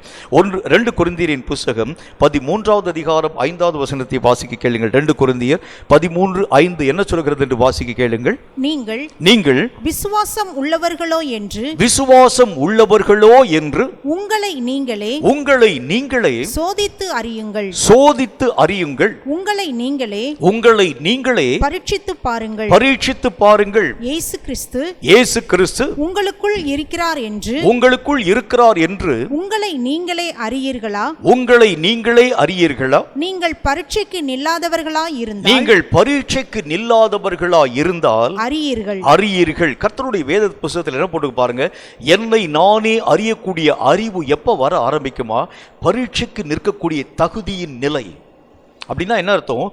சோதிக்கப்பட்டாலும் ஒரு விஷயத்திலும் நான் என்னுடைய வாழ்க்கையிலே சிக்குண்டு போகாத ஒரு வாழ்க்கை. ஆண்டவராக இயேசு தம்முடைய சீஷர்களை பார்த்து ஒரு வார்த்தை இவ்விதமாய் சொல்லுகின்றார். அந்த வசனத்தில் என்ன சொல்றார் பாருங்க.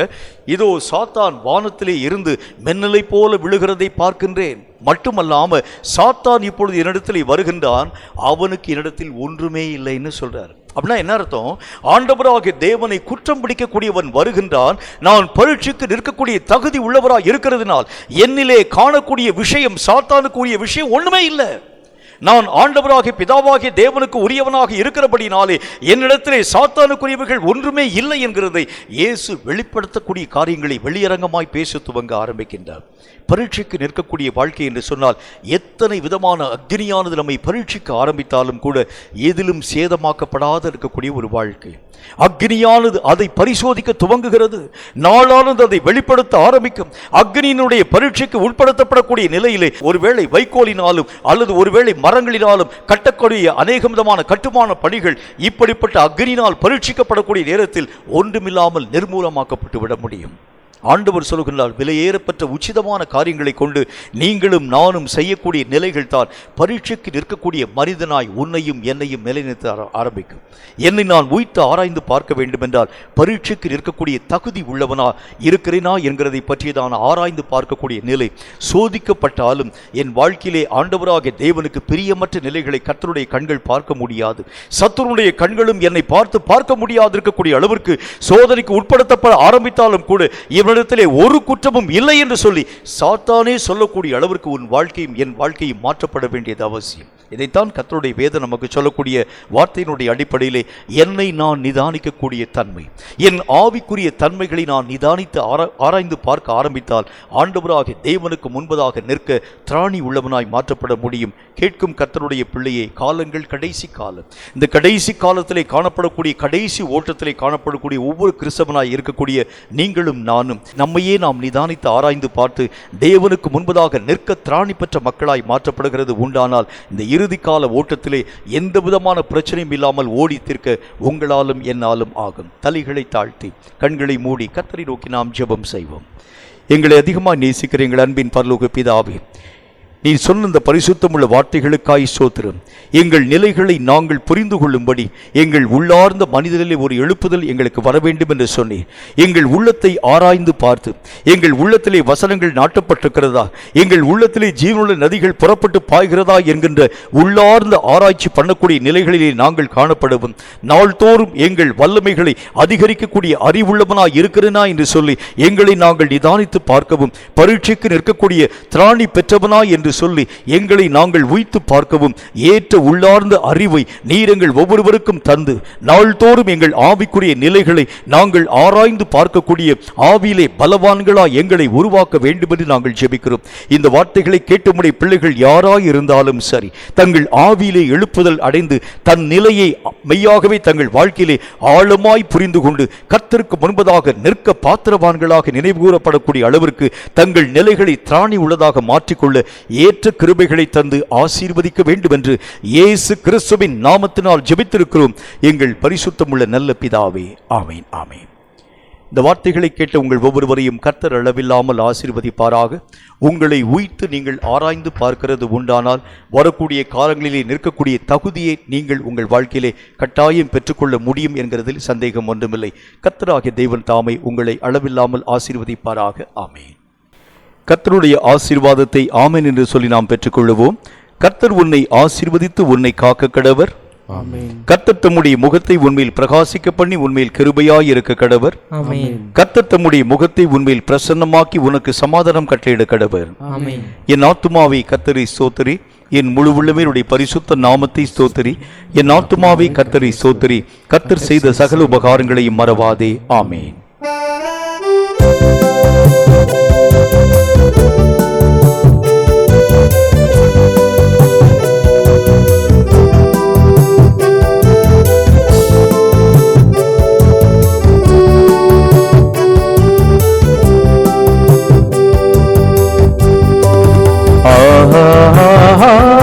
அல்லேலூயா, அல்லேலூயா, அல்லேலூயா, அல்லேலூயா,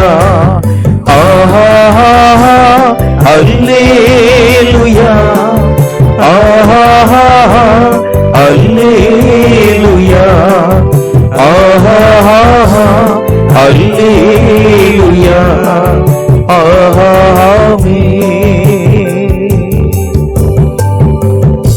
கர்த்தர் தாமே உங்கள் ஒவ்வொருவரையும் அளவில்லாமல் ஆசீர்வதித்து பாதுகாப்பாராக. ஆமென்.